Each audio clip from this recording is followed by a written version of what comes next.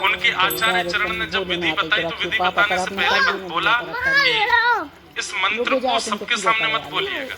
हाँ तो फिर अच्छी सब जगह परंपरा है कि गुरु मंत्र का उच्चारण सब जगह नहीं करना भगवान चाहिए। जीवस को दिखाना। चलो आ जाओ। गुरु मंत्र सबको नहीं बताना चाहिए। हाँ भैया या भैया उनके आचार्य चरण ने जब विधि बताई तो विधि बताने से पहले बोला कि इस मंत्र को सबके सामने मत बोलिएगा। सब जगह परंपरा है कि गुरु मंत्र का उच्चारण सब जगह नहीं करना चाहिए।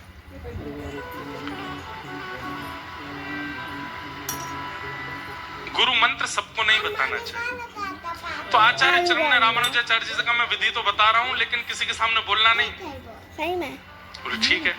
अब जैसे विधि बताई रामानुजाचार्य जी ने जैसे विधि सुनी और जैसे ही नाम जप करने के लिए बैठे, जैसे ही मंत्र जाप किया, अष्टाक्षर मंत्र का जाप करते ही शंख चक्र गदा पद्मधारी ठाकुर जी प्रकट हो गए। जैसे ही प्रकट हुए नेत्र खोल करके रामानुजाचार्य जी ने देखा शंख चक्र गदा पद्म धारण किए हैं, साम वर्ण के ठाकुर जी घुंघराले केश हैं, सुंदर मुकुट धारण किया है, कमल जैसे नेत्र हैं और सामने खड़े होकर के रामानुजाचार्य जी को दर्शन दे रहे हैं। गुरु जी ने मंत्र दिया, मंत्र का पहला जाप करते ही ठाकुर जी प्रकट हो गए। रामानुजाचार्य जी ने तुरंत अपनी माला को किनारे रखा, ठाकुर जी को प्रणाम किया और दौड़ करके मंदिर के शिखर पर चढ़ गए और शिखर पर चढ़ के मुख पर हाथ रख के जो गुरु मंत्र गुरु जी ने दिया था पूरी दुनिया में चिल्ला चिल्ला करके सुनाने लगे सबको। गुरु जी दौड़ करके आए, हे रामानुजाचार्य क्या कर रहे हो? मैंने मना किया था कि मंत्र उच्चारण नहीं करना है, किसी को नहीं सुनाना है, नरक जाना पड़ेगा तुमको, गुरु अवज्ञा करते हो। रामानुजाचार्य जी नीचे उतर के आए, गुरुदेव के चरणों में प्रणाम करके कहा हे नाथ, आपने जैसे ही मुझे मंत्र दिया, मंत्र उच्चारण करते ही मुझे ठाकुर जी का अनुभव हो गया, तो मैंने मन में विचार किया कि जिस मंत्र को प्राप्त करते ही ठाकुर जी का दर्शन हो जाता है वो मंत्र गुप्त नहीं रखना चाहिए, वो तो सबको बता देना चाहिए। वो मंत्र मैं गोपनीय कैसे रख सकता हूं जिस मंत्र से ठाकुर जी प्राप्त होते हो? क्षमा करें गुरुदेव। गुरु जी बोले तुमको नरक जाना पड़ेगा। रामानुजाचार्य जी बोले एक नरक चला जाएगा लेकिन अनेक तो ठाकुर जी के पास जाएंगे ना, तो भी मुझे स्वीकार है, मैं चला जाऊंगा लेकिन इतनों को ठाकुर जी प्राप्त होने चाहिए। मेरे नरक जाने से और मेरे मंत्र बोलने से अलग अगर अनेकों का उद्धार हो रहा है तो मुझे नरक जाना स्वीकार है। इसे कहते हैं परम धर्म। क्या कहते हैं? परम धर्म। समझ में आ रही है बात? अब देखो एक बात हम स्पष्ट कर दें, भले ही यहाँ हजारों की भीड़ हो जाए, आज तो दूसरा ही दिन है, कल से तो यहाँ जगह ही नहीं बचेगी, परसों तो यहाँ क्या ही हाल होगा, लेकिन भले ही कितनी भी भीड़ आ जाए हम एक बात प्रमाणित रूप से कह सकते हैं कि कथा समझ में बहुत कम लोगों को ही आती है। भीड़ भले ही बहुत आ जाए और हो सकता है आगे वालों को नहीं आ रही हो, पीछे वाला सुन करके अपने आप को परिवर्तित कर जाएगा। इसलिए प्रयास कीजिए कि जो कुछ लोगों को समझ में आने वाली उन कुछ में आप जरूर हो। रोज इसी भावना से आया कीजिए कथा में कि 5000 की पब्लिक में 5 ही बदलने वाले हैं, उन 5 में मैं होना चाहिए, मुझे परिवर्तन लाना है। अगर ये सब सोच के आएंगे तो 5,000 ही परिवर्तित हो जाएंगे। समझिए कथा का उद्देश्य क्या है? आपको धार्मिक बनाना नहीं, आपको परम धार्मिक बनाना। लेकिन आजकल एक और दुविधा आ गई है और उस दुविधा का नाम है सोशल मीडिया। सोशल मीडिया पता कैसा हो गया है? बड़े बड़े कुछ पी रहे हैं, चाय कॉफी रील देख रहे हैं, तभी पता चली कि इस प्रकार की बातें बोलने से लोग फॉलो करते हैं। तुरंत गए शीशा के सामने, बाल बाल काटे, तिलक चंदन लगाया, स्टैंड पर रख दिया, कैमरा ऑन करके जय श्री कृष्णा, आप सब लोगों को आज का सुविचार बताना है, ऐसा करने से ऐसा होता है, ग्रहण में ये काम करना चाहिए, ग्रहण में ऐसा नहीं करना चाहिए, और सब काम बता करके और फिर जाए सोफा पे जाके पड़ गए।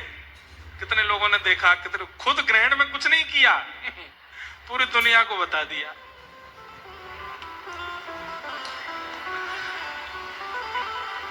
कलयुग में, सतयुग त्रेता द्वापर में राक्षस पता थे, सतयुग में सबको पता है दो ही राक्षस हैं, कौन? हिरण्यकश्यप, हिरण्याक्ष।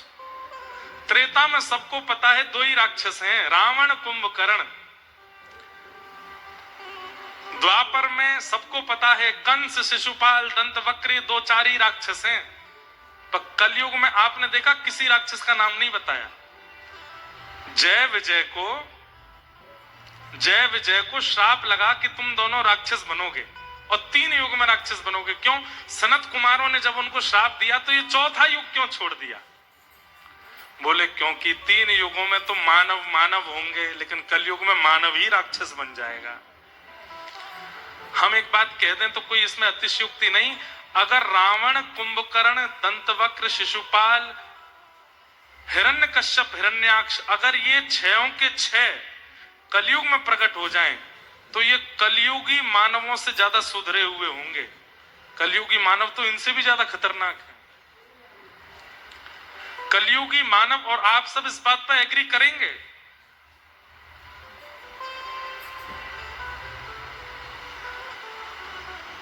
पहले इंदौर की पहचान होती थी महाकाल भगवान से। पहले इंदौर की पहचान होती थी कि पास में नर्मदा जी भी हैं। पहले इंदौर की पहचान होती थी कि बहुत स्वच्छ है, सबसे स्वच्छ नगरी है। आजकल इंदौर की पहचान हो रही है एक पत्नी अपने पति को मार देती है यहाँ पे। अब सोचो ये कलयुग नहीं है? ऐसा तो किसी राक्षसी ने भी नहीं किया अपने समय पर। हम किसी को दोष नहीं दे रहे हैं, पर मैं परिस्थिति बता रहा हूं। किसी व्यक्ति का दोष नहीं है, किसी कन्या का दोष नहीं है, ये कलयुग का प्रभाव।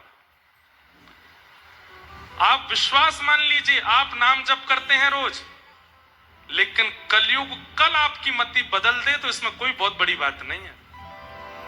आप नित्य भजन करते हैं, नित्य नाम जप करते हैं, नित्य कथा सुनते हैं, नित्य दान पुण्य करते हैं, लेकिन कौन सी घड़ी में आपके कौन से अपराध का मार्ग लेकर के कलयुग आपकी बुद्धि में प्रविष्ट होकर के आपकी बुद्धि को भ्रमित कर दे, कोई पता नहीं है। इसलिए कलयुग में कई लोग सोचते हैं कि हमने एक बार कथा तो सुन ही ली, एक बार यज्ञ तो कर ही लिया, 2-4 एकादशी तो कर ही ली, इनका अरे भाई कुछ नहीं होगा। एक दिन भी अगर आपने नागा किया और उसी दिन को माध्यम बना करके कलयुग आपकी बुद्धि में प्रविष्ट हो जाएगा और आपसे ऐसे कृत्य करवा देगा। अब जिस किसी भी कन्या ने वो काम किया, पति को मरवाया या जो कुछ भी करवाया, आज वो इतनी ग्लानि में है कि मैंने ऐसा क्यों कर दिया, और वो स्वयं नहीं समझ पा रही होगी कि मैंने ये क्यों किया। हमने तो न्यूज वगैरह पे देखा, उनके सब परिवार के लोग कह रहे वो ऐसी तो नहीं थी, वो ऐसा तो व्यवहार नहीं था, ऐसे विचार तो नहीं थे। और हर दोषी व्यक्ति के परिवार के लोग अपने ही बालक पर विश्वास नहीं कर पाते कि वो ऐसा कैसे हो गया, ऐसा तो नहीं था। ये कलयुग है। रावण जन्म से ही राक्षस है, शिशुपाल, दंतवक्र जन्म से ही राक्षस हैं, लेकिन कलयुग में व्यक्ति जन्म से महात्मा है, लेकिन कब राक्षस बन जाए ये उसको खुद को नहीं पता होता। इसलिए एक क्षण भी नाम के बिना निकलने मत दीजिए। जैसे कोविड से बचने के लिए वैक्सीन थी, डॉक्टरों ने कहा कि एक बार वैक्सीन लगवा लो तो फिर आपको कोविड नहीं होगा। लोगों ने वैक्सीन लगवा ली, फिर बोले बूस्टर डोज लगवा लो, कोविड नहीं होगा। सब लोग कोविड में जैसी वैक्सीन लगवा ली, उसके बाद बिना मास्क के घूमने लगे। और कोई कहता भाई मास्क तो देख, सर्टिफिकेट देख मेरा, वैक्सीन लगवा ली मैंने, है ना। ठीक वैसे ही कलयुग में हर क्षण आपको नाम की वैक्सीन लेनी ही लेनी है। कलयुग में आप एक बार के नाम से आपका कुछ नहीं होगा, आपको हर क्षण लेना ही पड़ेगा, हर क्षण बोलना ही पड़ेगा, हर क्षण करना ही पड़ेगा। नहीं तो वो नाम, नहीं तो कलयुग एक क्षण भी आपके खाली समय को देखेगा, वहीं से प्रविष्ट हो जाएगा आपके अंदर। इसलिए कलयुग केवल नाम आधारा, सुमिर सुमिर नर उतना ही पारा। कलयुग में यज्ञ करने की जरूरत नहीं है, कलयुग में तप करने की जरूरत नहीं है, कलयुग में अनुष्ठान करने की आवश्यकता नहीं है। कलयुग में केवल एक आवश्यकता है, हर क्षण, हर घड़ी, हर पल बस हरि नाम करते रहो, हर घड़ी, हर पल बस हरि नाम करते रहो। नाम का एक बहुत सुंदर भाव है, आपको पहले पकड़ना पड़ता है और कुछ दिन आप पकड़ के रखते हैं, लेकिन फिर कुछ समय बाद होता है नाम आपको पकड़ लेता है। और जब नाम आपको पकड़ता है तब क्या होता है, हमारे गोवर्धन में एक महाराज जी थे, उनका नाम था ठाकुरदास बाबा। क्या नाम था? ठाकुरदास बाबा। मैंने उनका अंतिम काल में दर्शन किया। हम लोग माला जपते हैं तो ऐसे उंगली से माला आगे करते रहते हैं, इस उंगली का प्रयोग नहीं करते, ऐसे जपते रहते हैं। उन महाराज जी ने नाम को पकड़ा। जब तक माला हाथ में है तो समझो आपने नाम को पकड़ा है, लेकिन नाम आपको पकड़ लेता है तो क्या होता है, माला छूट जाती है, लेकिन ये चलता ही रहता है। उन महाराज जी का जब हमने दर्शन किया, वो अत्यंत वृद्ध अवस्था में, उनको उठाने के लिए भी 2 लोग आते थे, चलाने के लिए 4 लोग लगते थे।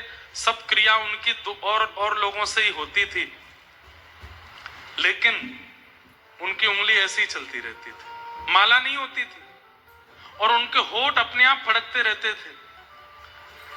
ऐसी स्थिति हो गई कि रात्रि गहरी नींद में भी उनके होठ फड़कते रहते थे। क्यों? क्योंकि नाम ने उनको पकड़ लिया। और सही मानिएगा, ऐसे लोग ही कलयुग में बच पाएंगे, नहीं तो बच भी नहीं पाओगे, बच नहीं पाओगे। कलयुग बहुत खतरनाक है। जिन क्रियाओं को न्यूज में आप लोग देख करके आश्चर्य करते हैं, कोई आदमी इतनी हैवानियत कैसे कर सकता है, अगर आपने नाम आश्रय नहीं लिया तो आपके ऊपर भी वह हैवानियत आ सकती है और आपसे भी ऐसा कुछ करवा सकती है। इसलिए बहुत आश्चर्यचकित मत होइए। आश्चर्यचकित तब होइए कि जब नाम मुफ्त का मिलता है फिर भी हम लेते नहीं है उसको, फिर भी जपते नहीं है उसको। कोई भी काम कीजिए ना, करोड़ों छापिए, कौन मना करता है आपको, करोड़ों का टर्नओवर कीजिए, बड़ा बड़ा बिजनेस कीजिए, खूब पैसा कमाइए, खूब धन धान्य, लेकिन नाम आश्रित रहिए, नाम का त्याग मत कीजिए। कलयुग बहुत खतरनाक है। हमारी बात समझ लीजिए, मान लीजिए। ये कलयुग कहीं आपसे कोई घटनाक्रम ना करवा दे, उसके लिए नाम मत छोड़िए। मैं तो नाम गुण गाऊंगो राधा रमणा, नाम गुण गाऊंगो राधा। हमारे वृंदावन में देखिए, नजर घुमाओगे तो दीवारों पे लिखा होगा श्री राधा, व्यक्ति के पास जाओगे तो मुख से निकलेगा श्री राधा, हरिवंशियों के पास जाओगे तो कहेंगे राधा वल्लभ श्री हरिवंश, हरिदासियों के पास जाओगे तो कहेंगे कुंज बिहारी श्री हरिदास, रामानंदियों के पास जाओगे तो कहेंगे बोलो भाई सीताराम, रामानुजियों के पास जाओगे तो कहेंगे जय श्रीमन नारायण, गौड़िया वैष्णव परंपरा वालों के पास जाओगे तो वे कहेंगे हरे कृष्ण। सबके मुख पर नाम बैठा है, और ये नाम बस निरंतर, आपके कुछ करना नहीं है, बस नाम चलते रहना चाहिए मन में। आप पढ़ाई करो, काम करो, कुछ भी करो, नाम चलता रहे। और नाम का एक स्वभाव बताएं आपको, ऐसा हो ही नहीं सकता कि आपको कंसंट्रेशन की आवश्यकता है। कई लोग कहें कि महाराज जी पढ़ाई कैसे करेंगे अगर नाम जपेंगे तो। गोस्वामी तुलसीदास जी महाराज कहते हैं, भाव को भाव अनख आलसहु, नाम जपत मंगल दिश दशहु। नाम चल रहा है मन में, स्टार्टिंग में आपको कंसंट्रेट होना पड़ेगा, लेकिन उसके बाद क्या होगा, वो जैसे हार्ट बीट चलती है, जैसे श्वास चलती है, जैसे कोई क्लिक जैसी चलती है, ऐसे मन में नाम चलता रहेगा। उसके साथ साथ आप सब काम कर सकते हो, बल्कि काम बिगड़ेंगे नहीं, काम और सुंदर हो जाएंगे। प्रसाद बनाओगे उसमें मधुरता आ जाएगी, कोई काम करने के लिए घर से बाहर निकलोगे काम सफल हो जाएगा, किसी व्यक्ति से मिलोगे वो पॉजिटिव हो जाएगा। नाम जापक व्यक्ति का एक स्वरूप होता है कि वो जहां जाता है पूरा ऑरा उसका हो जाता है, क्योंकि उसके रोम रोम से नाम प्रकट होना प्रारंभ हो जाता है। इसलिए भैया नाम आश्रित हो जाओ। कलयुग बहुत खतरनाक है, कलयुग बहुत विचित्र है, कहीं वो घटना हमसे ना करा दे। कितनी बार मैंने देखा कि मेरी कथा सुनने वाले श्रोता, औरों की कथा सुनने वाले श्रोता भी कथाएं सुनते थे, लेकिन वो भी ऐसा कृत्य कर बैठे कि हमें ही विश्वास नहीं हुआ, ये तो भाई कथा सुनते थे, ये कैसे बदल गए? नाम आश्रय नहीं लिया इसलिए भैया नाम का आश्रय ले लो। ये कलयुग बहुत खतरनाक है। हमारे व्रज में एक बाबा थे। बाबा पता है क्या करते थे? सीताराम सीताराम सीताराम बोलते थे। अब वृंदावन में सीताराम कम बोलते हैं लोग, राधे श्याम ज्यादा बोलते हैं। तो बाबा जाते और कॉलोनी में बच्चे खेल रहे होते, बच्चों से जाके बोलते, बोलो बच्चों सीताराम। बच्चे बोल देते सीताराम, लेकिन बच्चे थोड़े ऊधमी तो हैं, ब्रज के तो कुछ ज्यादा ही ऊधमी होते हैं। तो जैसे बाबा बुलवाते, बोलो बच्चों सीताराम, बच्चे बोलते सीताराम। थोड़ी देर बाद एक बालक बोलते, बाबा जी ब्रज मंडल है, यहाँ सीताराम पीताराम ना बोले, यहाँ तो राधे श्याम बोले। अब जैसे ही राधे श्याम बोले तो बाबा लेके डंडा पीछे भागे। अब बालक आगे आगे भागे, बाबा काय को भाग रहे हो? बोले सीताराम बोल, और ना बोलूंगा राधे श्याम बोलूंगा, तो और भागते। अब एक बच्चे के पीछे बाबा भागे तो बाकी बच्चे बोले, बाबा हम भी राधे श्याम बोलेंगे। तो जो जो राधे श्याम बोले बाबा सबके पीछे भागते। अब तो बच्चों को ये बढ़िया तरीका मिल गया मन लगाने का। छत पे खड़े हो जाते, जैसे बाबा बाबा राधे श्याम, बाबा नीचे से कंकड़ उठा के फेंकता, अब मत बोलियो, बोले राधे श्याम। सीताराम बोल सीताराम, राधे श्याम। बाबा प्रसिद्ध हो गए ब्रजमंडल में, राम बोला बाबा, सबसे राम बुलवाते थे। अब लोग बाग उनको छेड़ते थे, जिस गली मोहल्ला में निकल जाए सब बोलते बाबा राधे श्याम। तो उसी के पीछे पड़ जाते, द्वार पे खड़े हो जाते, जब तक सीताराम नहीं बोलेगा नहीं जाऊंगा। भीतर से सब लोग बोलते बाबा हम तो राधे श्याम ही बोलेंगे। बोले तुम बोलते रहो राधे श्याम, जब सीताराम बोलोगे तभी जाऊंगा। उनके इस कृत्य के पीछे एक खेल था जिसको कोई समझ नहीं पाया। एक बार एक महात्मा ने पूछा, बोले बाबा ये क्या करते हो आप? राधे श्याम सीताराम में भेद क्यों मानते हो? ऐसा सुनते ही उनके आंखों में आंसू आ गए। बोले भेद नहीं मानता तो मेरे राधे श्याम बोलने से चिढ़ जाने पर इन लोगों को और चिढ़ाने में मजा आता है, तो ये और राधे श्याम बोलते हैं, कम से कम इनका भजन तो बनता है, उतनी देर इनका नाम तो बोलता है। मैं सीताराम बुलवाने के लिए इनके द्वार पर बैठ जाता हूं, लेकिन ये राधे श्याम बोलते रहते हैं। मुख से दिखाता हूं कि मुझे गुस्सा आ रहा है, ताकि मेरी चिड़न देख के ये और चिढ़ाएं, और चिढ़ाने के चक्कर में और राधे श्याम बोलें। अरे भैया ये कलयुगी जीव अगर नाम नहीं बोलेंगे तो इनका कल्याण कैसे होगा? इसलिए मैं ये खेल का आश्रय लेता हूं ताकि इनसे राधे श्याम बुलवा सके। सोचिए नाम कितना आवश्यक है। श्रीमद् भागवत का विषय क्या है? परम धर्म।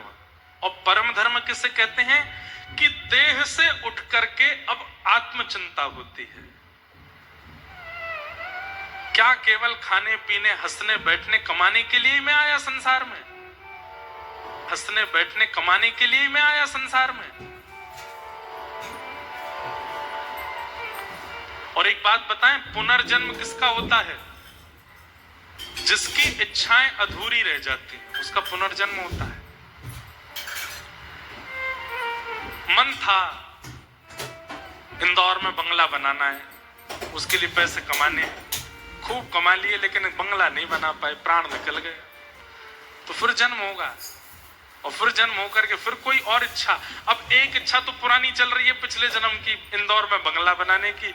इस जन्म में और 2-3 इच्छाएं प्रकट हो गई, वो भी अधूरी रह गई, तो 3-4 इच्छा, फिर तीसरा जन्म होता है।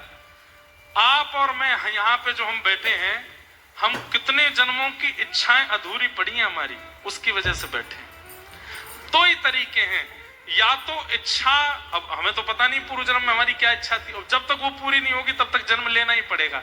या फिर दूसरा तरीका है, नाम आश्रय लेकर के सब छोड़ दो, इच्छा का भी त्याग कर दो, तो पूर्व की इच्छाएं जो है वो भी नाम से नष्ट हो जाएंगी, निवृत्त हो जाएंगे संसार से, फिर नहीं आना पड़ेगा, फिर पुनर्जन्म नहीं होगा।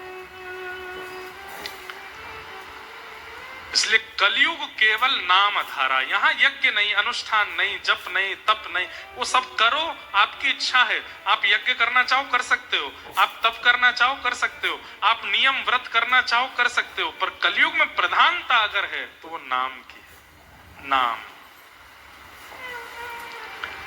और उस नाम प्रताप से ही आत्म कल्याण किया जा सकता है। आप अपनी जॉब कीजिए, कर्म कीजिए, बिजनेस कीजिए, दुकान चलाइए, व्यापार करिए, खेती करिए, सब करो, उससे धर्म करो, लेकिन हर क्रिया को करते करते नाम आश्रय करो, नाम जपते रहो, उससे आत्म कल्याण करके परम धर्म भी करो। और मैंने परम धर्म का दूसरा रूप क्या बताया कि स्वयं भी करो, दूसरों से भी करवाओ। इसका सबसे पहला टेक कहां से प्रारंभ होगा? Mobile phone. फोन उठाते ही हेलो बोलना बंद कर दो। क्या बोलो? जय श्री कृष्ण, जय श्री कृष्ण बोलो, जय श्री राधे बोलो, कुछ भी बोलो, भगवान नाम बोलो। और इसमें एक नियम और बना लो।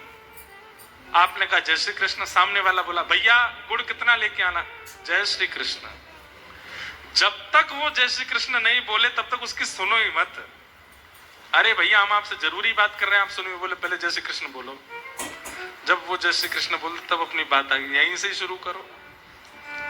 मान लो हेलो की आदत लग भी गई है तो हेलो बोलते ही जय श्री कृष्ण बोलो, बिना नाम के।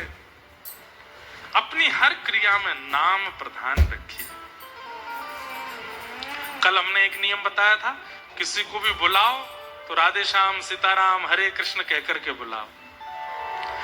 आज हमने दूसरा नियम बताया, किसी भी फोन पे बात करो नाम से ही प्रारंभ करो। दूसरी बात, छींक आती है, खांसी होती है, उबासी आती है, गिर जाते हैं या कुछ होता है, जैसे घर में मान लो बर्तन गिरा जोर से, तो जोर से बर्तन गिरता है तो हम घबरा जाते हैं। घबराने पर हमारे मुख से कुछ निकलता है, कोई जोर की चीख निकलती, कुछ भी निकलता है नहीं, नाम निकलना चाहिए। गिरो तब भी नाम निकलना चाहिए, छींक आवे तब भी नाम आना चाहिए, खांसी हो तब भी नाम आना चाहिए, कोई अच्छी बात सुनो तब भी नाम बोलना चाहिए, और कोई अशुभ किसी के बारे में सुनो तो भी नाम बोलना चाहिए। हर स्थिति में नाम। बच्चे आकर के बोले माँ मैं फर्स्ट आया, अरे वाह वाह वाह, राधा रमन राधा रमन राधा, हरि शरणम श्री कृष्ण शरणम मम, ठाकुर जी कृपा।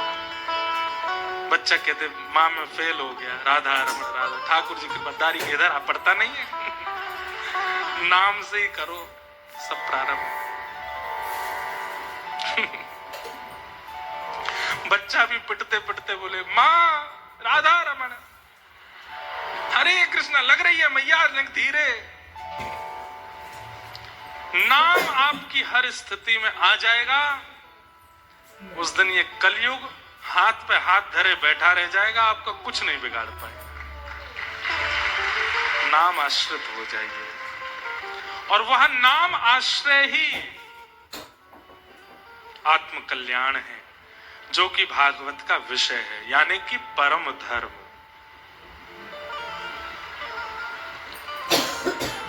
भागवत का विषय क्या है? परम धर्म। और परम धर्म क्या है? आत्मा का कल्याण, चित्त का कल्याण। अब दूसरा आता है भागवत का अधिकारी कौन है।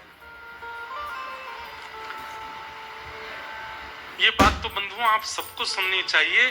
वैष्णव धर्म पर, भक्ति पथ पर, भागवत पथ पर चलने का अधिकार किसका है? वैसे तो कोई भी आ सकता है। आपने अभी हमने ही कहा कथा में कि बहुत ब्रॉड माइंड है, यहाँ पे तो जो आना चाहे आ सकता है, लेकिन एक व्यक्ति का निषेध है भक्ति के पथ पर। भागवत की कथा में भक्ति के पथ पर भगवान से मिलने में एक व्यक्ति का निषेध है। कौन? निर्मत सराणाम सताम, जिसके चित्त में मात्सर्य है। मात्सर्य मतलब ईर्ष्या। अब आप देखेंगे कामी व्यक्ति को निषेध नहीं बताया, क्रोधी व्यक्ति को निषेध नहीं बताया, भोगी व्यक्ति को निषेध नहीं बताया, लोभी व्यक्ति को भी निषेध नहीं बताया। निषेध किसका बताया? ईर्ष्यालु व्यक्ति का। हमारे यहां कह दिया गया है कि कामी व्यक्ति महापापी, क्रोधी व्यक्ति महापापी, आदि आदि सब महापापी। पर सबसे बड़ा महापापी कौन? जो दूर से दूसरे की उपलब्धियों से पीड़ित होता है, वो महापापी है। और बुरा नहीं मानिएगा, आज की तारीख में व्यक्ति अपने दुख से कम दुखी है, दूसरे के सुख से ज्यादा दुखी है, और ऐसे लोगों की संख्या सबसे ज्यादा है। और मैं एक बात भी कह दूं बिना संकोच के, उन संख्याओं में बात भी कह दूं बिना संकोच के, उन संख्याओं में मैं और आप भी आते हैं। हम भी कई बार दूसरे की उपलब्धि सुन करके कहीं ना कहीं विचलित हो जाते हैं। ये उसे प्राप्त कैसे हो गया, ये उसके साथ कैसे हो गया, ये उसका अधिकारी तो नहीं था। और भैया एक बात हमारी बहुत ध्यान से सुन लीजिएगा, ईर्ष्या चित्त में आना इस बात का प्रमाण है कि ठाकुर जी के प्रियों में आपका नाम नहीं है। ईर्ष्या यदि चित्त में प्रकट होती है, ईर्ष्यालुता अगर आपके चित्त में है, सब लोग इधर देखो, ध्यान से सुनो भैया कथा। ईर्ष्यालुता इस बात का प्रमाण है कि ठाकुर जी के प्रियों की जो लिस्ट है उसमें आपका नाम नहीं है। काम, क्रोध, लोभ, मोह आदि आदि दोष यदि चित्त में प्रकट हो रहे हैं तो भी आप ये बात मान सकते हैं कि ठाकुर जी कहीं ना कहीं मुझसे अब भी मिल सकते हैं। लेकिन जैसे ही दूसरे की उपलब्धि के बारे में सुनते ही आप अप्रसन्न हो जाते हैं, आपके मुख के तोते उड़ जाते हैं, आप बिल्कुल व्याकुल हो जाते हैं। अरे उसको कैसे मिल गया, उसके बच्चे पास हो गए, उसके बच्चे फर्स्ट आ गए, वो इतना आगे निकल गया, उसकी इतनी सैलरी हो गई, उसको बॉस ने ऐसा कर दिया, उसका बिजनेस इतना आगे चला गया, वो ऐसा हो गया, वो ऐसा हो गया। ये सुनकर के आप विचलित हो गए और भले ही 10 मिनट के लिए आप चिंता में चले गए, ये कैसे हो गया। तो इसका मतलब उसी समय हमारी बात याद कर लीजिएगा, ईर्ष्या प्रकट होते ही आपको चिंता होनी चाहिए, ठाकुर जी के प्रिय जनों में आपका नाम नहीं है, क्योंकि आपके चित्त में ईर्ष्या प्रकट होकर के प्रमाणित कर रही है कि ठाकुर जी आपके नहीं है। आपको उस दिन ये चिंता नहीं होनी चाहिए कि वो आगे कैसे निकल गया या उसने प्राप्ति कैसे कर ली। उस दिन आपको चिंता होनी चाहिए कि मुझ में ईर्ष्या क्यों आई, अब इस ईर्ष्या को नष्ट मुझे करना है। अरे भले ही दुनिया के लोग कितने भी श्रेष्ठ हो जाएं, मुझे ईर्ष्या नहीं होनी चाहिए। हमने भक्तमाल जी में कथा की है, भक्तों के कितने चरित्र कहे हैं। हर दोष युक्त व्यक्ति को भगवान मिले हैं, लेकिन ईर्ष्यालु व्यक्ति को ठाकुर जी ने नहीं मिले। इसलिए आपसे हमारी प्रार्थना, ईर्ष्या मत लाओ। और ईर्ष्या, यहां कुछ लोग चिल्ला रहे हैं, उनको बोल दो थोड़ी शांति रखें। पर एक ही उठ के जाना, बहुत सारे नहीं, बाकी सब इधर देखो, इधर देखो, सुनो।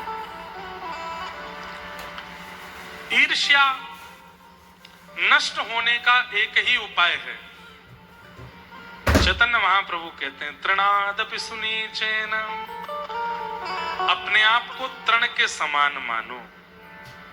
मैं कुछ हूं, ये भावना चित्त में आएगी तो साथ में ईर्ष्या भी लेकर के आएगी, आपको पता नहीं चलेगा, बाद में वो प्रकट होती है। मैं कुछ हूं, ये भावना आपके चित्त में आई, मैं सुंदर हूं, मैं अच्छा गा लेता हूं, मैं अच्छा बोल लेता हूं, मैं पहन करके बहुत बढ़िया लगता हूं, या मैं बहुत इतने करोड़ का मालिक हूं, इतनी संपत्ति मेरी है, किसी भी रूप में मैं कुछ हूं, ये भावना चित्त में आती है तो उसके साथ में ईर्ष्या भी आती है। वो ईर्ष्या उस समय प्रकट नहीं होती, जब आपसे श्रेष्ठ कोई आपको दिखाई देता है तब वो ईर्ष्या प्रकट होकर आपको संकेत करती है। इसलिए ईर्ष्या को नष्ट करने का एक ही उपाय है, क्या, मैं कुछ नहीं हूं, ये भाव रखो। सब कुछ प्राप्त होने के बाद भी दृष्टि नीची रहे। श्रीनाथ जी दृष्टि नीची क्यों रखते हैं? श्रीनाथ जी आंखें नीची क्यों करते हैं? उसके पीछे कई उदाहरण दिए गए हैं। पुष्टि मार्ग में कहा जाता है कि ठाकुर जी नीचे दृष्टि करके इसलिए खड़े हैं कि ठाकुर जी संकेत कर रहे हैं, मैं सबको नहीं देखता, जो मेरी शरण में है उन्हीं को देखता हूं। पहला संकेत, पहला संकेत। दूसरा संकेत रस पक्ष में चला जाता है, हमारे वृंदावन की रस भावना में चला जाता है, क्योंकि जब ठाकुर जी ने गिरिराज जी उठाए तो सन्मुख श्री जी खड़ी हैं, बिल्कुल सामने किशोरी जी खड़ी हैं, तो ठाकुर जी उनको देख रहे हैं। और तीसरा पक्ष जो मुझे लगता है कि ठाकुर जी संकेत कर रहे हैं, तैने मेरे ज्ञान की कॉपी तो कर ली। बंधुओं, संसार में ज्ञान का संचार कहां से हुआ? श्री कृष्ण से हुआ।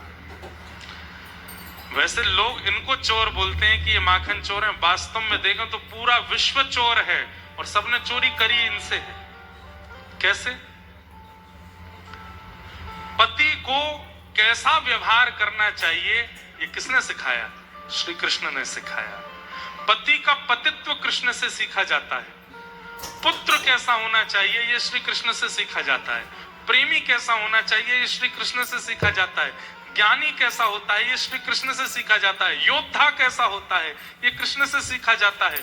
अरे कहां तक कहें, ड्रेसिंग सेंस कैसा होता है ये श्री कृष्ण से सीखा जाता है। श्रृंगार कैसा होता है ये श्री कृष्ण से सीखा जाता है। गाया कैसे जाता है, नाचा कैसे जाता है ये कृष्ण से सीखा जाता है। और शत्रुता कैसे की जाती है ये भी श्री कृष्ण से सीखा जाता है। पूरा विश्व गीता का आश्रय लेता है। योद्धा को युद्ध कैसा, बिजनेसमैन को बिजनेस कैसा, पढ़ाई पढ़ने वालों को, विद्यार्थियों की पढ़ाई कैसी, कुंवारों का जीवन कैसा, ब्याह ठ्यायों का जीवन कैसा, वृद्धों का जीवन कैसा, बालकों का जीवन कैसा, सब कहां से सीखते हैं? इनसे सीखते हैं। तब ठाकुर जी कहते हैं तेने सब नकल मेरी कर ली, अब एक नकल और कर। बोले क्या? नीची दृष्टि करके ठाकुर जी मानो संकेत कर रहे हैं, झुक के रहो, थोड़े नीचे रहो, ज्यादा चौड़े बनकर के मत रहो कि तुम कुछ हो, तुम कुछ नहीं। और एक बात बता, अभी बाढ़ आई है पूरी दुनिया में। बाढ़ में आपने एक दो वीडियो देखे होंगे, 100-100 साल पुराने बड़े बड़े वृक्ष जब यमुना जी गंगा जी अपने उफान पर आई तो उन वृक्षों को ले गए। लेकिन आप देखेंगे जब बाढ़ चली जाएगी छोटे छोटे घास वहीं के वहीं होंगे, उनका कुछ नहीं बिगड़ा होगा। क्यों? जितने चौड़े बड़े पुराने तने हुए खड़े थे सब गए बाढ़ में, लेकिन जो छोटे छोटे झुके रहे, ज्यादा से ज्यादा इतना होगा घास सीधी की जगह ऐसी हो गई होगी, लेकिन उखड़ के नहीं गई होगी। कितना भी तेज तूफान आ जाए, कितनी भी तेज बाढ़ आ जाए, कितनी भी तेज सुनामी आ जाए, छोटे का कुछ नहीं बिगड़ता, बिगड़ता बड़े का ही है। इसलिए भले ही धन में वृद्धि हो जाए, सुंदरता में वृद्धि हो जाए, वैभव में वृद्धि हो जाए, यश कीर्ति ऐश्वर्य में वृद्धि हो जाए, लेकिन चित्त से सदैव तृण के समान रहिए। आपके चित्त में कभी ईर्ष्या नहीं आएगी। ईर्ष्या उसी को होती है, दो लोगों को ईर्ष्या होती है, बहुत ध्यान से सुनिएगा। दो लोगों को ईर्ष्या होती है, एक जो बहुत कुछ बन गए हैं और एक जो बहुत मेहनत करने के बाद भी कुछ नहीं बन पाए। इन दोनों में ईर्ष्या रहती है।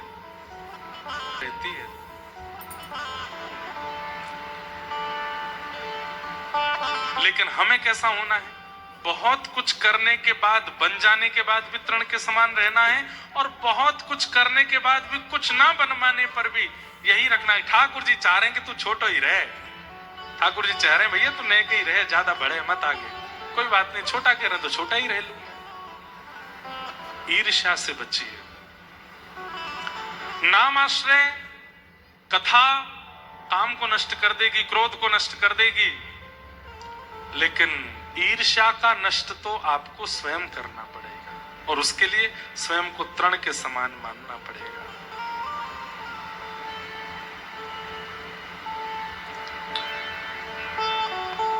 हम सब लोगों ने स्कूल में, आप सब जितने भी लोग यहां बैठे, जो स्कूल गया है, हो ही नहीं सकता कि अपनी 8वीं 9वीं कक्षा में यह श्लोक आपको स्कूल में ना पढ़ाया गया हो।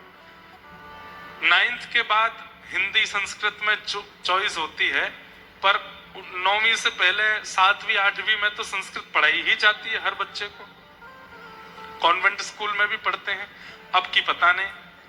और वहां एक श्लोक सबको पढ़ाया जाता है, नमन्ति फलिनो वृक्षा नमन्ति गुणिनो जना शुष्क काष्ठानि मूर्खाश्च न नमन्ति कदाचन। फलित वृक्ष झुकता है। जैसे फलित वृक्ष होता है उसका स्वभाव झुकने का होता है, ऐसे गुणी व्यक्ति का स्वभाव भी झुकने का होता है। लेकिन शुष्क काष्ठ जिसमें फल नहीं लगते वो सीधा खड़ा रहता है, और जिसमें फल नहीं लगते वो सीधा खड़ा रहता है, और आंधी आने पर उसका टूट के गिरने का चांसेस सबसे ज्यादा होते हैं। ऐसे ही जिस व्यक्ति के अंदर गुण नहीं होते, जिस व्यक्ति के अंदर फल नहीं होते, गुण नहीं होते, वो झुकना नहीं जानता, और दुनिया में जब तूफान आता है तो उसका गिरना निश्चित होता है। इसलिए झुक के रहिए, छोटे रहिए, ईर्ष्या कभी नहीं आएगी चित्त में। और ऐसे को ही भक्ति पथ का, धर्म पथ का, भागवत पथ का, वैष्णव पथ पर चलने का अधिकार है। और सीधी बात कह दें तो हरि प्रियों की जो लिस्ट है ना ठाकुर जी के पास, जिनसे ठाकुर जी प्रेम करते हैं, उस लिस्ट में अपना नाम चढ़ाने का आपको अधिकार मिल जाएगा। ठाकुर जी के प्रिय बन जाओगे। निर्मत सराणाम सताम। विषय सुना, अधिकारी सुना। अब तीसरी बात, श्रीमद् भागवत हमारा किससे संबंध कराती है और कैसा संबंध कराती है? तो वैद्यम वास्तवमत्र वस्तु शिवदम तापत्रयो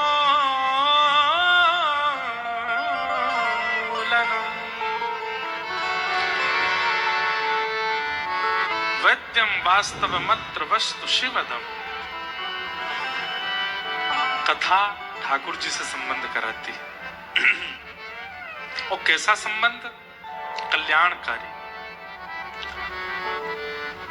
एक बात तो निश्चित है बंधु, अगर आप भक्ति पथिक बन गए हो तो आपके लिए भगवान भगवान तक नहीं रहेंगे, भगवान आपके कुछ हो जाएंगे। या तो उनमें पुत्र की भावना, या तो भाई की भावना, या मित्र की भावना, या गुरु की भावना, ये भावना तो प्रकट होगी। वो ईश्वर से थोड़े उठ जाएंगे ऊपर, और ईश्वर से उठ के कुछ अपने लगने लगेंगे। हमारे पुराने पुराने भक्तों की तो कथाएं आप खूब सुनते हो। नए नए भक्तों में भी आजकल 10, 15, 20 सालों में भी ऐसे ऐसे भक्त हुए जिन्होंने ठाकुर जी संबंध माया और ठाकुर जी ने उसको निभाया।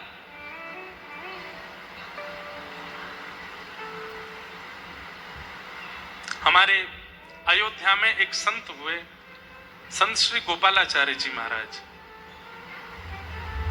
पुराने सत्संगी उनका नाम जानते हैं। जो पुराने सत्संगी होंगे, बहुत सत्संग जिन्होंने किया होगा, वे उनका नाम जानते होंगे, संत श्री गोपालाचार्य जी महाराज।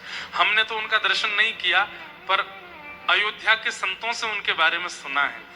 वो अपने गोपाल जी को लाल जी बोलते थे। उनके राम जी रहते थे साथ में छोटे से, और राम जी को लाल जी बोलते थे, और लाल जी की तरह ही भावना रखते थे। सुंदर सुंदर लीलाएं अपने आप चिंतन करते थे,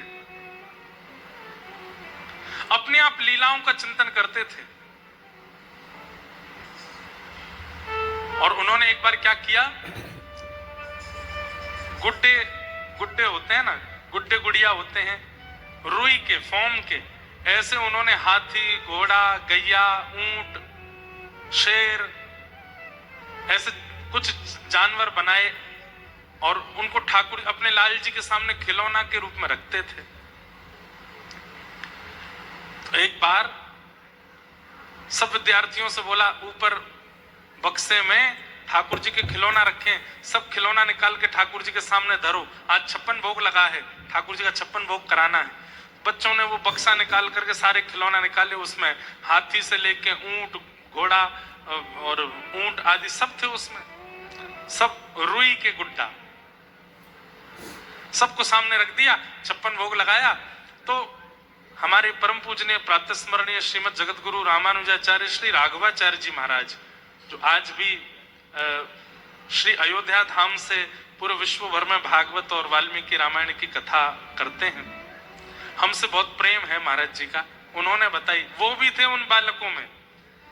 बोले कि भैया हमने वो सारे गुड्डा गुड़िया निकाले और वो सब गुड़िया नहीं मतलब गुड्डा सब जानवरों के लाल जी के आगे रखे, 56 भोग लगाया और 56 भोग के बाद गुरु जी बोले अब सब गुड्डाओं को भीतर बक्से में धर दो।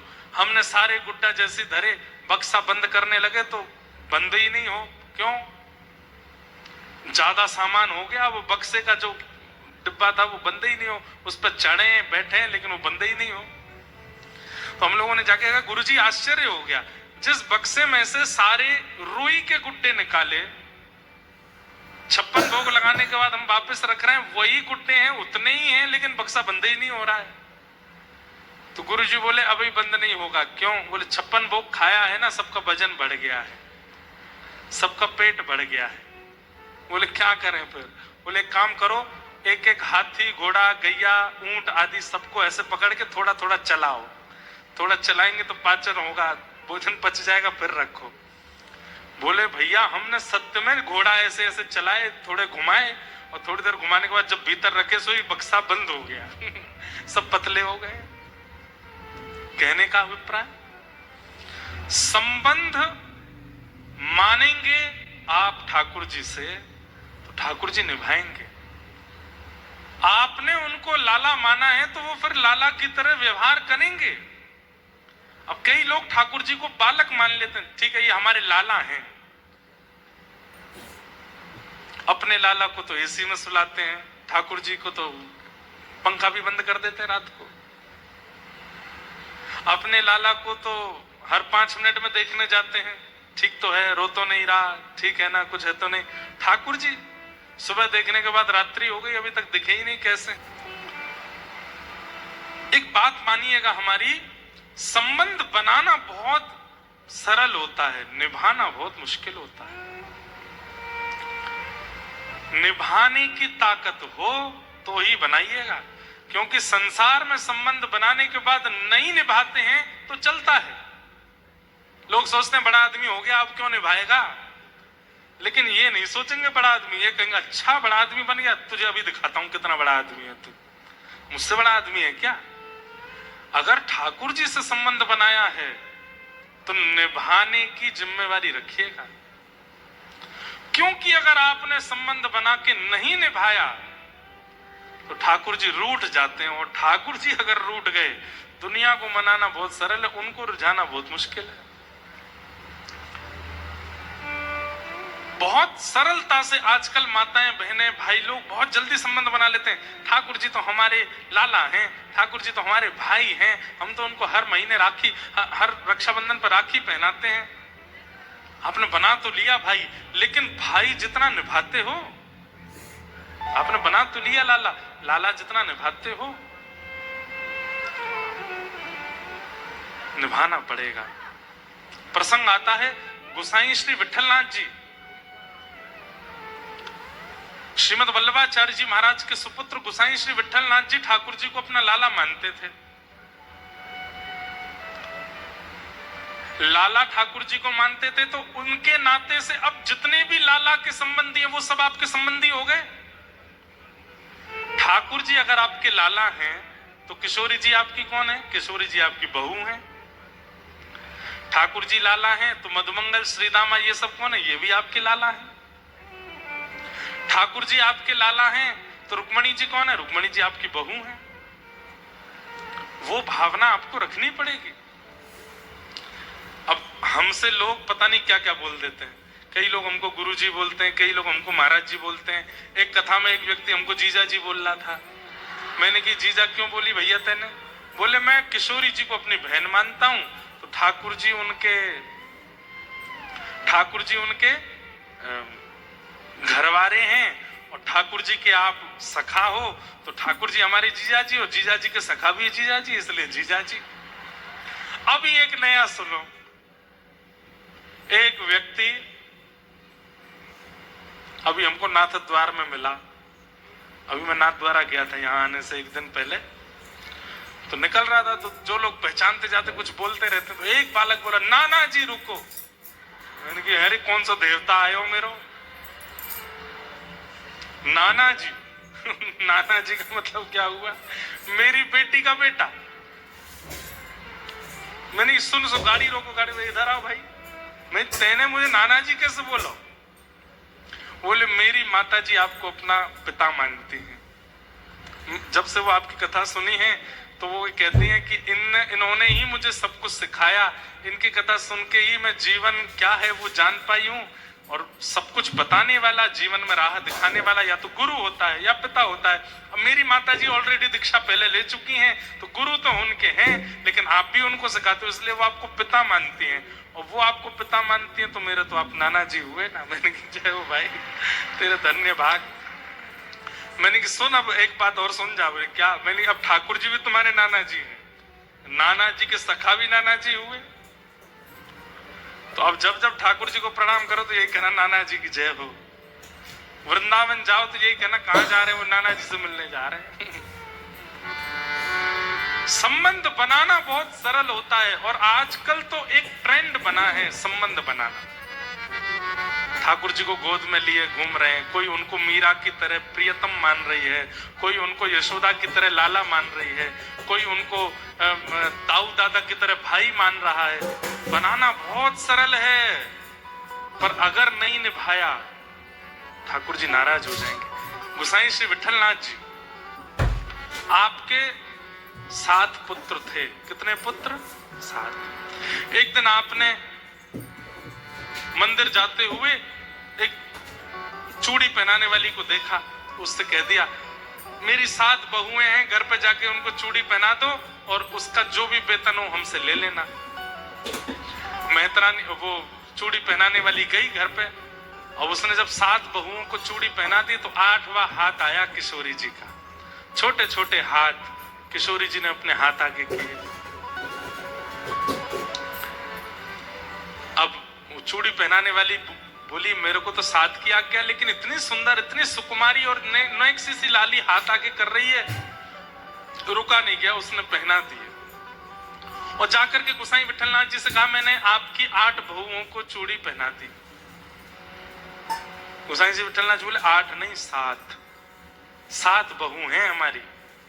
बोले 7 हैं पर मैंने तो 8 को पहना ही है, 7 तो बड़ी बड़ी आई थी, 8 भी छोटी सी आई थी। गोसाई जी बोले देखो तुमको पैसा ज्यादा चाहिए तो तुम हमसे मांग लो, लेकिन ये झूठ मत बोलो, 8वां कोई है ही नहीं। हमारे घर में केवल 7 महिलाएं हैं और वो 7 पुत्रों की पत्नी है, 8वीं कौन सी आ गई? बोले आपको नहीं पैसा देना तो मना कर दीजिए, लेकिन मैंने चूड़ी 8 को पहनाई। जब गोसाई जी ने पैसे नहीं दिए 8वें हाथ के, तो रात्रि में स्वप्न में किशोरी जी आई और रोने लगी। किशोरी जी को रोता देख गोसाई जी बोले हे प्रिया जी, हे श्यामाजू, आप क्यों रो रही हो? बोले आप मुझको अपनो नाय मानो या मारे रो रही हो? बोले क्यों? बोले आप ठाकुर जी को अपनो लाला मानो? बोले हाँ। बोले वो लाला भाई तुम्हें कौन भाई? बोले आप हमारी बहू रानी भाई। बोले बहू रानी भाई तो केवल आपने 7 बहुओं को ही चूड़ी क्यों पहनवाई? 8वीं बहू का चिंतन आपके मन में क्यों नहीं आया? और मैंने अगर अपने आप हाथ बढ़ा के चूड़ी पहन ली तो आपने पैसे नहीं दिए उसको। ये बात सुनकर के गोसाई जी बहुत रोए। बोले मुझको क्षमा कर दो, मुझसे अपराध है क्यों? गोसाई जी तो इतने बड़े प्रेमी हैं कि उनके अपराध को क्षमा कर दिया, लेकिन हम इतने बड़े प्रेमी नहीं हैं। अगर हमसे चूक हुई ठाकुर जी क्षमा नहीं करेंगे। इसलिए लाला मानिए, प्रियतम मानिए, पति मानिए, भैया मानिए, गुरु मानिए, जो जी चाहे मानिए ठाकुर जी को, लेकिन एक बात याद रखिएगा, निभाना पड़ेगा। और अगर नहीं निभाया तो ठाकुर जी नाराज हो जाएंगे। और ठाकुर जी अगर नाराज हो गए, रूठे चाहे राजा वासे कछु न काजा, एक तू ही महाराजा और कौन पास जाएंगे। रूठे चाहे भाई वासे कछु ना भलाई, एक तू ही है सहाई और कौन को सराएंगे। रूठे चाहे विश्व और शत्रु 8 याम, एक तेरे चरणन के नेह को निभाएंगे। जग सारा झूठा एक तू ही है अनूठा, रूठ जाए चाहे सारा जग पर तू ना रूठा जाए। सब रूठ जाएं, पर ये ना रूठे।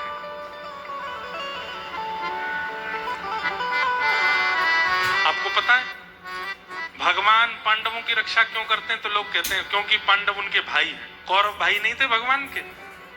कौरव भी तो भाई है, लेकिन उन्हीं भाइयों के विपक्ष में खड़े हैं ठाकुर जी, और विपक्ष में खड़े होकर अर्जुन का कहते हैं धनुष चढ़ा, बाण चढ़ा धनुष पर और चढ़ा दे, चला दे इसके ऊपर। वो भी तो भाई, उनके प्रति ऐसी भावना क्यों? उनके प्रति ऐसी भावना क्यों? उनके प्रति ऐसी भावना क्यों? क्योंकि रूठ गए ठाकुर जी। रूठे हुए यदुवंशियों को भी स्वीकार नहीं किया ठाकुर जी ने। भगवान जिनका नाम ही है पतित पावन, क्या नाम है? पतित पावन का मतलब क्या है? क्या चाहे जितना बड़ा ब्राह्मण आपको श्राप दे दे, उस श्राप को दूर करने की सामर्थ्य ठाकुर जी में, उस श्राप को दूर करने की सामर्थ्य ठाकुर जी में। क्या भगवान यदुवंशियों पर लगे हुए श्राप को मिटा नहीं सकते थे? यदुवंशियों को श्राप लगा कि आपस में लड़ झगड़ के पूरा यदुवंश खत्म हो जाएगा। भगवान चाहते तो उन यदुवंशियों को भी श्राप मुक्त कर सकते थे, लेकिन क्यों नहीं किया? क्योंकि रूठ गए यदुवंशियों से। क्यों रूठ गए? भगवान अपने बच्चों को समझाते हैं कि मेरे संतान होते हुए भी, मेरी परिवारीजन होते हुए भी सत्संग मत छोड़ा कीजिए, नित्य सत्संग किया करो। तब भी वो सत्संग नहीं करते थे, इसलिए रूठ गए थे ठाकुर जी। ठाकुर जी अगर राजी हैं, दुनिया का कोई बाल बांका नहीं कर सकता। ठाकुर जी अगर रूठ गए तो नहाते नहाते आपके बाथरूम में साबुन भी आ जाएगा, पैर के नीचे फिसल के रिपट के प्राण निकल जाएंगे आपके। ठाकुर जी अगर रूठे हैं तो मृत्यु के लिए साबुन भी काफी है, और ठाकुर जी अगर रूठे नहीं है तो बड़ी तोप से भी गोला फेंक दिया जाएगा आपके ऊपर, तो भी कुछ नहीं हो पाएगा। इसलिए संबंध बना लीजिए ठाकुर जी से, उसमें कोई बड़ी बात नहीं है, पर निभाया कीजिए। हरि आश्रित लोगों को जब आप देखेंगे, हरि आश्रित कैसे रहते हैं? सामान्य सी कुटिया में रहेंगे, सामान्य सा आसन बिछा करके रह लेते हैं, जैसा मिल जाए वैसा पा लेते हैं, जब मिल जाए तब सोने में। अभी वृंदावन में बाढ़ आई, एक बाबा पता है वो परिक्रमा मार्ग में ही रहते थे, परिक्रमा मार्ग पूरा जल में डूब गया। कहीं आश्रम में उनका कोई कमरा नहीं, कोई कुटिया नहीं, बेचारे पेड़ के ऊपर रहते हैं और इतने मस्त आनंद में रहते हैं, पेड़ के ऊपर ही सोते हैं। लेकिन उनको पूछा गया कि आपको पीड़ा नहीं होती? बोले नहीं। पीड़ा देखा जाए तो है, पेड़ पे सोना कोई सुख की बात तो नहीं है, पर पीड़ा का अनुभव होना बंद हो जाता है भागवतों का। भगवत आश्रितों के चित्त में फिर पीड़ा नहीं होती, पीड़ा नष्ट हो जाती है। तापत्रयोन्मूलनम, 3 प्रकार के तापों का उन्मूलन करती।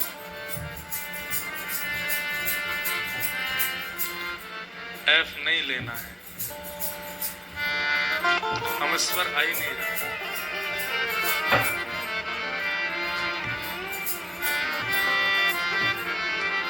तापत्रयोन्मूलन, 3 प्रकार के तापों का उन्मूलन।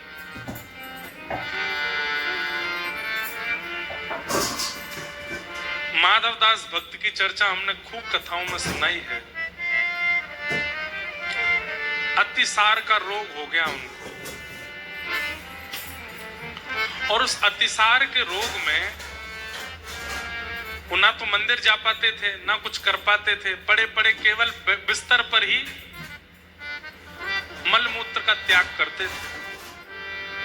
माधवदास जी के पास कोई सेवक भी नहीं था, तो स्वयं जगन्नाथ जी सेवक बन करके आए और सेवा करते थे माधवदास जी की। तो माधवदास जी ने एक दिन उठ करके ठाकुर जी से कहा, आप सेवा क्यों करते हो? मुझे अच्छा नहीं लगता। ठाकुर जी बोले जैसे तुम लोग मेरी सेवा करते हो ऐसे मैं भी कभी भक्तों की सेवा करता हूं। तो माधवदास जी बोले आप तो भगवान हो, आपको सेवा करने की क्या आवश्यकता है? आप चाहो तो जो पीड़ा है उस पीड़ा से हमको दूर कर सकते हो, उस पीड़ा को आप नष्ट कर सकते हो। आप अगर चाह लें तो अतिसार का रोग जो मुझे हुआ है वो रोग ठीक कर दीजिए ना, मेरी सेवा क्यों कर रहे हो? तब ठाकुर जी ने यहां जो उत्तर दिया है वो सुनने लायक है, बहुत ध्यान से सुनिएगा। ठाकुर जी कहते हैं देखो माधव, जीवन में जो पीड़ा आती है अगर व्यक्ति उस पीड़ा को नहीं भोगेगा और उस पीड़ा से भाग करके अनेक उपाय यत्न करके उस पीड़ा से बचने का प्रयास करेगा तो वो पीड़ा जो उसको भोगनी थी वो अधूरी रह जाएगी और अधूरी पीड़ा भोगने के लिए उसको फिर से जन्म लेना पड़ेगा और फिर उसको भोगना पड़ेगा। मतलब औषधि लेना अच्छा है, परहेज करना उसमें दोष नहीं है, पर पीड़ा से बचने के लिए कई लोग दुनिया भर के यत्न करने लगते हैं। कैसे कैसे यत्न? पेड़ पे नारियल बांध आओ, चौराहे पे दिया धर आओ, घर के बाहर काली मैया टांग लो, घर के भीतर ऐसे ऐसे वो लगा लो, इस वाली दीवार पे वो वाली चीज लगा लो, यहाँ पे ऐसा कर दो, ऐसा सब लोग यत्न करते हैं। आपका विश्वास है, एक बात बोलें, जिनका अतिशय विश्वास होता है उनके साथ घटनाएं होती भी हैं और जिनका विश्वास नहीं होता उनके साथ नहीं होता कुछ भी, सब ठीक मंगलमय रहता है, चकाचक आनंद रहता है। बस ठाकुर जी पे विश्वास है और किसी पे विश्वास नहीं है। हमारी बात मानिएगा, हम उस क्रिया के विरोधी नहीं है, क्रियाएं शास्त्रों में भी कई बताई गई हैं, ऐसा करने से ये होगा, शंकर जी पे ये चढ़ाने से ये हो जाता है, शंकर जी पे ये करने से ये हो जाता है। एक बार हमारी कहीं कथा चल रही थी तो कथा से मैं घर गया एक दिन के लिए, तो जैसे हमने मंदिर में जाके प्रणाम किया तो हमारे शंकर जी पे, हमारे नर्मदेश्वर भगवान हैं घर में, उन पर खूब सारी काली मिर्च चढ़ी हुई थी। मैं देख करके घबरा गया। हमारी एक बुआ जी आई हुई थी घर पे 2-4 दिन के लिए, उनको कहीं से पता चला कि काली मिर्च चढ़ाने से ये होता है, तो वो काली मिर्च चढ़ा रखी थी। मैंने कहा बुआ एक बात बताओ, जितनी मिर्च अभी शंकर जी पे आपने चढ़ाई है ये सारी मिर्च मुट्ठी में भर के एक साथ खा सकती हो आप? ना ऐसे तो ना खा सकूं मैं, ब्रजभाषा में बोली। मैंने कहा अच्छा चलो एक काम करते, इसको पीस करके गले से लेके पैरों तक सब जगह इसका लेप लगा सकती हो आप? नहीं लगा। तुम्हें शंकर जी पर क्यों चढ़ाया था? मैंने की मानो उन्होंने खाई भी होगी तो क्या कंठ में पीड़ा नहीं होगी? बेचारे नीलकंठ हैं तो कुछ भी खवा दो उनको, बेचारे भोले बाबा हैं, शरीर पर भस्म लगाते हैं, तो क्या आप काली मिर्च उनके पूरे अंग पे लगा सकते हो? अरे मैंने यहाँ मारे नाए लगायो, मैंने तो यहाँ मारे लगायो कि मुंह को कहीं ते पता चली ऐसो करवे तो जे काम है जाए। मैंने किया अच्छा अपना काम बनता, उसके बाद में पर जनता नहीं जाए, भगवान हमारा काम बना दो बस, तुमको चाहे मिर्च लगे, तुम्हारे चाहे शरीर घिस जाए। शंकर जी को जब नहलाने जाते हैं कई लोग, देखिए हमारी एक बात बहुत ध्यान से सुनिए, पंचामृत अभिषेक जब आप करते हैं तो दूध डालते हैं, घी डालते हैं, शहद डालते हैं, घृत घी डालते हैं, शहद डालते हैं, घृत डालते हैं। उसके बाद जब शक्कर डालते हैं तो चीनी मत डाला कीजिए, चीनी कठोर होती है। या तो गुड़ पीस करके उसका शक्कर हो या फिर ओरिजिनल शक्कर हो, बूरा हो, जो इतनी कठोर नहीं होती। कई लोग साबुत चीनी डाल करके और फिर जो रगड़ा मारते हैं शंकर जी पे, उसके बाद ऐसा लगता है कि शंकर जी कितने छाले पड़ गए होंगे मुख पे। एक बार वृंदावन में एक आश्रम में एक महाराज जी थे, जानकीनाथ भगवान की सेवा करते थे। उनको किसी यजमान ने कलकत्ता बुलाया, तो वैसे कहीं जाते नहीं थे लेकिन बहुत आग्रह किया, तो अपने एक सेवक को बोले कि तुम सेवा करना। और स्वयं कलकत्ता चले गए। महाराज जी कलकत्ता पहुंचे रात, और सेवक से कह के गए बहुत अच्छी सेवा करना, लौट करके आऊंगा, ठाकुर जी अगर मुझको बढ़िया दिखे तो मैं तुमको इनाम में कुछ दूंगा। सेवक ने सोचा ऐसी सेवा करूंगा गुरु जी भी याद रखेंगे। महाराज जी जैसे कलकत्ता पहुंचे तो रात में स्वप्न में क्या दिखा, उनकी सेवा के ठाकुर जी के गाल पे घाव हो गया, नाक पे घाव हो गया, माथे पे घाव हो गया, हाथों पर घाव हो गया। जैसे कोई व्यक्ति, कोई बालक साइकिल चलाते गिर जाता है तो उसके पैर घुटने छिल जाते हैं ना, ऐसे छिल गए ठाकुर जी, और हल्का हल्का रक्त निकल रहा है। ये देखते ही वो महाराज जी रात में ही कलकत्ता से वापस भागे, सत्य घटना है। और वापस आकर के ठाकुर जी को जब मंदिर में देखा तो ठाकुर जी तो चमक रहे थे, मुख चमक रहा है, हाथ चमक रहे हैं, और महाराज आंखें चमक रही हैं। सेवक को बुलाओ, इधर आओ, ठाकुर जी इतने चमक कैसे रहे? बोले देख लो गुरु जी, आपने कहा था ना ऐसी सेवा करना। बोले मुझे ये बताओ चमक क्यों रहे? बोले कल जैसे ही आप गए मैंने बढ़िया बाल्टी में पानी लिया, उसमें सरफ डाला, और सरफ घोल करके बर्तन मांजने वाला जो मांजना होता है उससे ठाकुर जी रगड़ रगड़ के कल नवा दिए मैंने। महात्मा बहुत रोए। उसी समय एक लेप बनाया और एक औषधि बनाई, औषधि बना करके ठाकुर जी के सर्वांगीण अंग पर तब तक लगाते रहे जब तक ठाकुर जी पुनः स्वप्न में स्वस्थ नहीं दिखे। 15 दिन बाद जब ठाकुर जी हंसते खिलखिलाते स्वप्न में आए तब लेप बंद किया।